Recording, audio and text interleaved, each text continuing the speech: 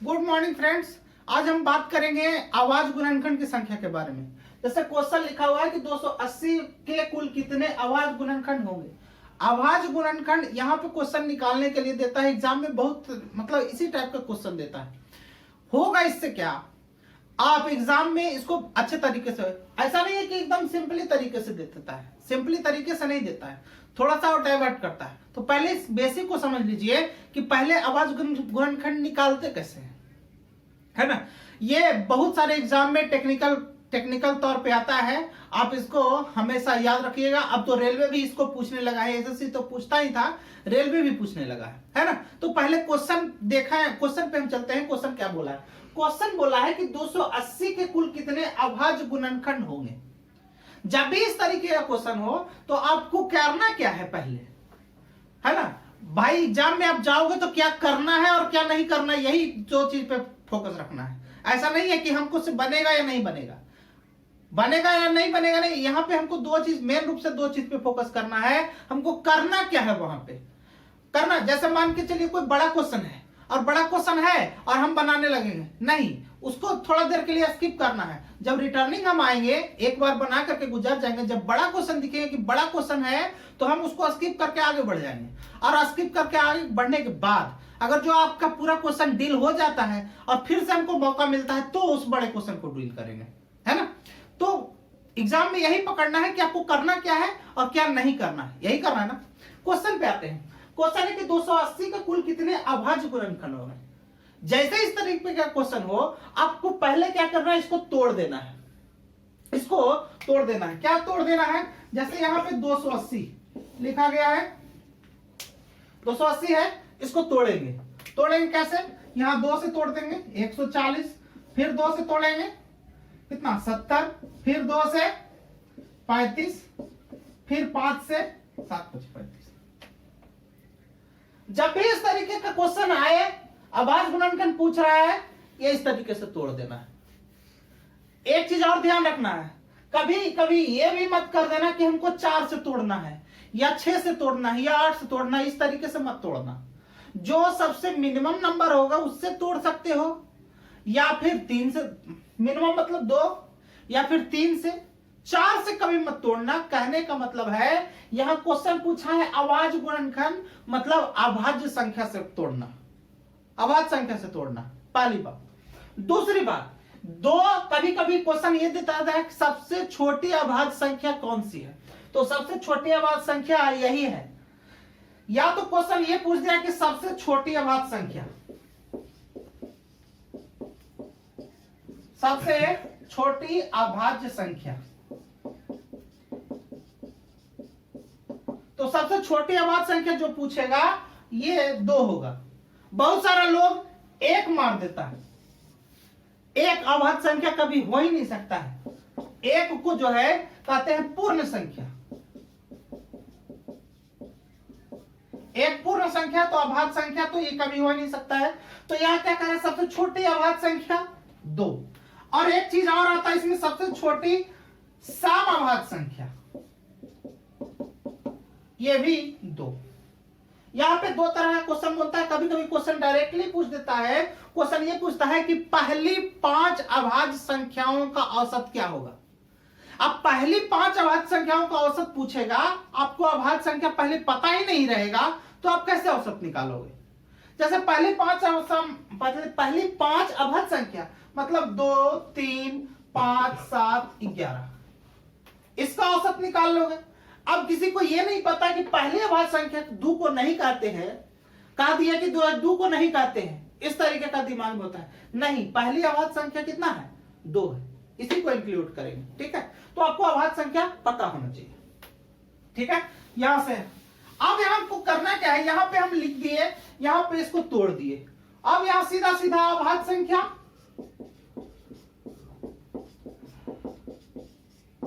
अभाज्य संख्या कौन, कितना अभाज्य संख्या, 1 2 3 4 5 5। क्या बोला है, अभाज्य संख्या, कुल कितनी अभाज्य संख्या, तो यहां पे लिख देते हैं कुल अभाज्य संख्या। कुल अभाज्य संख्या क्या गो, 1 2 3 4 5 5। लेकिन एक और कहता है कि जो है डिफरेंट अभाज्य संख्या,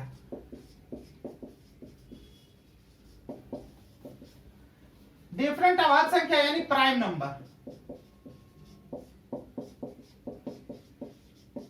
डिफरेंट मतलब अंतर, है ना। अंतर मतलब क्या, एक ही चीज का नहीं होगा। जैसे ये एक कास्ट का 2 है, ये दूसरे कास्ट का या तीसरे कास्ट का, तो डिफरेंट प्राइम फैक्टर कितना हो जाएगा, 3 हो जाएगा। ठीक है। इसी तरीके से अगला क्वेश्चन है, कह रहा कि 120 के कुल कितने अभाज्य गुणनखंड होंगे। तो 120 के कुल कितने अभाज्य गुणनखंड होंगे, तो पहले 120 को तोड़ दीजिए। किससे तोड़ेंगे, पहले 2 से तोड़ेंगे 60, फिर 2 से 30, फिर 2 से 15, फिर 3 से 5। ठीक, 120। अब जो है डिफरेंट अभाज्य, डिफरेंट ना, तो डिफरेंट का मतलब यहां पे देखिए, डिफरेंट के गो, डिफरेंट होगा तो 3 गो, और यदि डिफरेंट नहीं होगा मतलब अभाज्य संख्या पूछेगा तो सीधा सीधा अभाज्य संख्या बराबर कितना,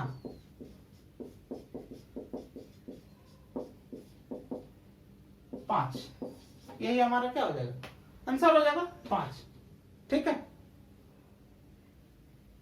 अब ऐसा नहीं है कि क्वेश्चन एग्जाम में सिर्फ यह पूछता है, एग्जाम पूछता है पावर के रूप में, है ना। तो पावर के रूप में कैसे क्वेश्चन होगा उसको देखते हैं। देखिए क्वेश्चन क्या है पावर के रूप में, कह रहा है 130 के पावर 295। यहां देखिए ये 130 है, 130 के पावर 295 के कुल कितने अभाज्य गुणनखंड होंगे। आपको तरीका नहीं बदलना है, करना क्या है, आपको इसको पहले तोड़ना है।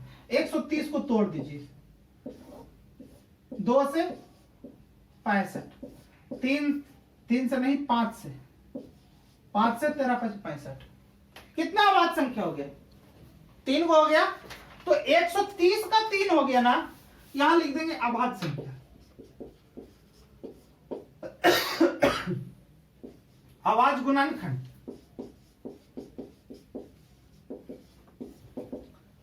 ठीक।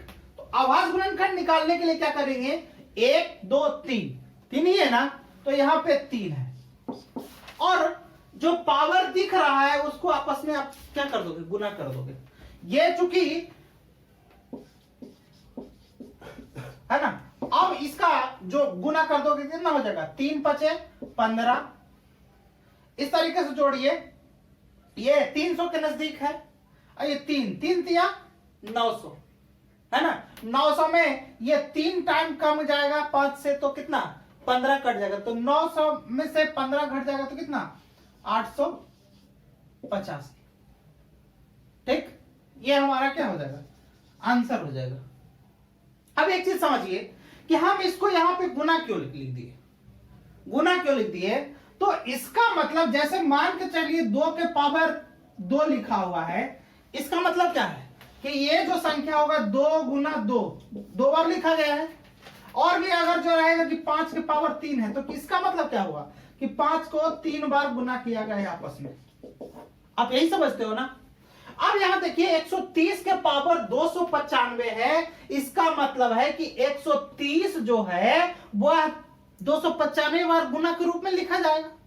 तो 130 का गुणनखंड तो 3 टाइम आता है, उसी तरह से 295 वाला का भी आएगा।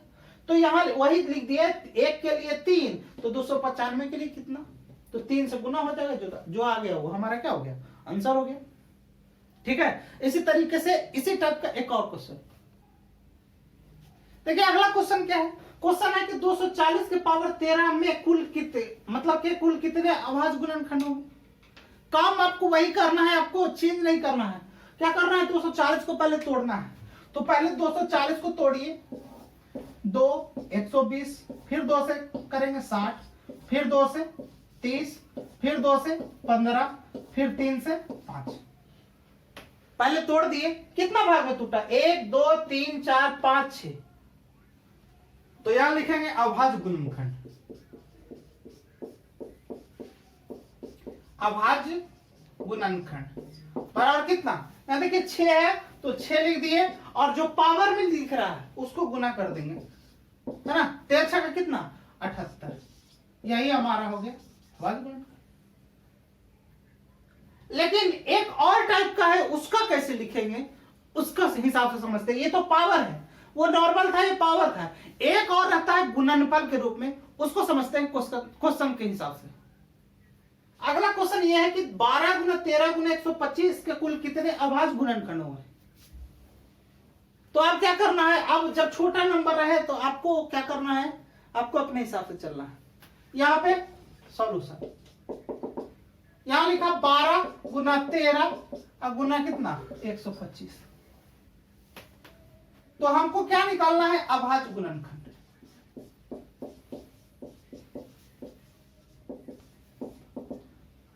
इसको तोड़ेगा तो क्या टूटेगा, 12 को तोड़ेगा तो कितना टूटेगा, 2 गुना 3 गुना 2 गुना 2 गुना 3, 12 टूटेगा। 13 तो अभाज्य संख्या है तो ये तो टूटेगा नहीं। 125 टूटेगा, 5 गुने 5 गुने 5, यही टूटेगा ना। तो कह रहा कि कितने अभाज्य गुणनखंड होंगे, कितना होगा अभाज्य गुणनखंड। तो इसका के गो, 3 गो, इसका के गो, 13 वाला का के गो, 13 वाला का 13 वाला का एगो, 125 गो वाला का 3 गो। यहां निकाले हैं देखो, 12 वाला का 3 गो, 125 वाला का 3 गो और 13 वाला का एगो। आपस में क्या कर देंगे, जोड़ देंगे, कितना हो जाएगा 7 गो। 7 गो जो है ऐसी 7 अभाज्य गुणनखंड इस संख्या का होगा। ठीक है, इसी में से एक क्वेश्चन पूछा है एग्जाम में, जो क्वेश्चन पूछा है, अब एग्जाम के पॉइंट ऑफ व्यू से वो क्वेश्चन को हल करते हैं। ये क्वेश्चन देखिए एसएससी के एग्जाम में पूछा गया है, इसलिए हम यहां पे बता दे रहे हैं। क्या है, 120 का पावर 12 और गुना 117 के पावर 19 और गुना 110 के पावर 20। जब भी एग्जाम में क्वेश्चन आए, अब ये तोड़ने मत लगना, दिमाग से थोड़ा सा दिमाग में कैलकुलेशन बढ़ाना। यहां देखो 117 को आप कितना भाग में तोड़ सकते हो, 117 को 13 गुना 9 कर सकते हो, यानी कि इसमें 3 गो अभाज्य गुणनखंड आएगा। 13 गुना 9 यानी कि 9 को आप क्या लिख सकते हो, 3 गुना 3 गो अभाज्य गुणनखंड होगा। तो इसके लिए क्या लिखेंगे, 3 और गुना 19। अब यहां पे ध्यान देना है कि ये जो गुना है इसको अब ये गुना के रूप में नहीं रखना है, यहां पे प्लस में रखना है। ठीक है, गलती ये मत करना कि गुना में कर दोगे तो नुकसान हो जाएगा, प्लस में करना है। यहां देखिए 110 है, 110 को आप कैसे तोड़ सकते हो, 110 को आप तोड़ सकते हो 22 गुना 5 तोड़ सकते हो, यही तोड़ सकते हो, या फिर इसको 2 गुना 11 कर सकते हो। हम 22 गुने 5 इसलिए लिखे कि हम थोड़ा सा अपना दिमाग चला रहे हैं कि अच्छा 22 5 72 से हो गया, तो 11 दूनी 22, इसका भी 3 गो, तो यहां 3 गुना 20। उसी तरीके से 120 को तोड़ेंगे तो 120 को क्या तोड़ सकते हैं, इसको क्या 120 को क्या तोड़ सकते हैं, 24 गुना 5 तोड़ सकते हैं, 24 5 20 से। हम इसलिए ऐसा तोड़ रहे हैं कि एक अभाज्य गुणनखंड जैसे ही होगा तो दूसरा को तोड़ना आसान हो जाएगा। 24 को क्या लिख सकते हैं, 2 गुना 2 गुना 2 गुना 3 लिख सकते हैं। तो यहां से देखिए 4 आ गया और एक यहां से 5, इसका कितना गुणनखंड 5, तो यहां 5 और गुना कितना 12, ये हो गया हमारा कितना अभाज्य गुणनखंड।